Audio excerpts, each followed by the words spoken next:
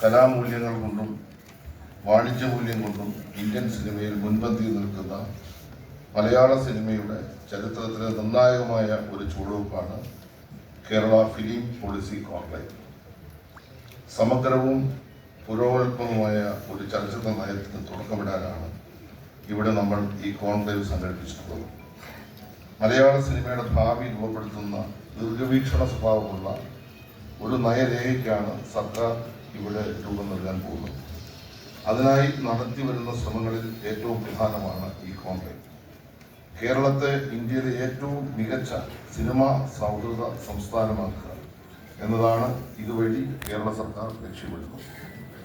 സമഗ്രമായ ഒരു ചലച്ചിത്ര നയം രൂപീകരിക്കുന്നതിനുള്ള പ്രാരംഭ നടപടികളിൽ മലയാള സിനിമയുടെ നിർമ്മാണം, പ്രദർശനം, വിതരണം തുടങ്ങി വിവിധ മേഖലകളിലുള്ള പ്രഗത്ഭരുടെ അഭിപ്രായങ്ങളും നിർദ്ദേശങ്ങളും സ്വരൂപിക്കുകയുണ്ടായി. അതിനായി 2023 ജൂണിൽ പ്രമുഖ സംവിധായകനും KSFDC അന്നത്തെ ചെയർമാനുമായിരുന്ന ശ്രീ ഷാജിയൻ കരുൺ ചെയർമാനായ കമ്മിറ്റി രൂപീകരിച്ചു.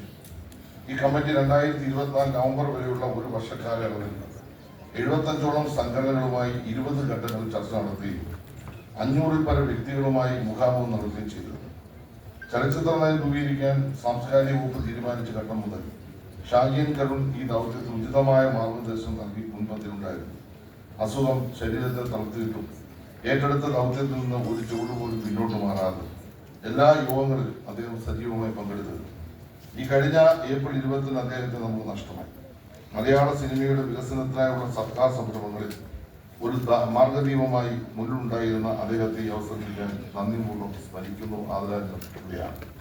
ഇന്ത്യയിൽ ആദ്യമായിട്ടാണ് ഇത്ര വിപുലമായ തരത്തിൽ ഒരു ചലച്ചിത്ര നയം രൂപീകരിക്കുന്നതിനായി ഒരു സംസ്ഥാന സർക്കാർ ഇത്ര വിശാലമായ ഒരു ജനാധിപത്യ വേദി ഒരുക്കുന്നത്.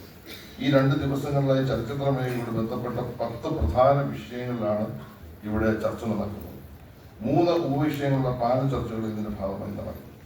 സിനിമയിലെ ലിംഗസമത്വം, തൊഴിലിടത്തിലെ സ്ത്രീ സുരക്ഷ, തൊഴിൽ സംബന്ധമായ കരാറുകൾ, പെൻഷൻ, ആരോഗ്യ ഇൻഷുറൻസ് തുടങ്ങിയ വിഷയങ്ങൾ, ക്ഷേമ പ്രവർത്തനങ്ങൾ, തർക്ക പരിഹാര മാർഗങ്ങൾ, സിനിമയുടെ വ്യവസായ പദവി, ബൗദ്ധിക സ്വത്തവകാശം, ഭാവികാല സാങ്കേതിക സാധ്യതകൾ, നിർമ്മിതി ബുദ്ധിയുടെ കാലത്ത് സിനിമയുടെ വ്യാജ പതിപ്പുകൾക്കെതിരെ സ്വീകരിക്കുന്ന നടപടികൾ, സ്വതന്ത്ര സിനിമയുടെ ശാക്തീകരണം, ടിക്കറ്റിംഗ്, നികുതി, ചിത്രീകരണത്തിന് അനുമതിക്കുള്ള ഏകജാലക സംവിധാനം, സർക്കാർ സബ്സിഡികൾ, അടിസ്ഥാന സൗകര്യ വികസനം, ചലച്ചിത്ര പൈതൃക സംരക്ഷണം, ഫിലിം ടൂറിസം, ചലച്ചിത്ര സാക്ഷരത ഉയർത്താനുള്ള നടപടികൾ തുടങ്ങി ഒട്ടേറെ വിഷയങ്ങൾ ഈ 2 ദിവസങ്ങളിലായി നാം ചർച്ച ചെയ്യപ്പെടാൻ പോവുകയാണ്.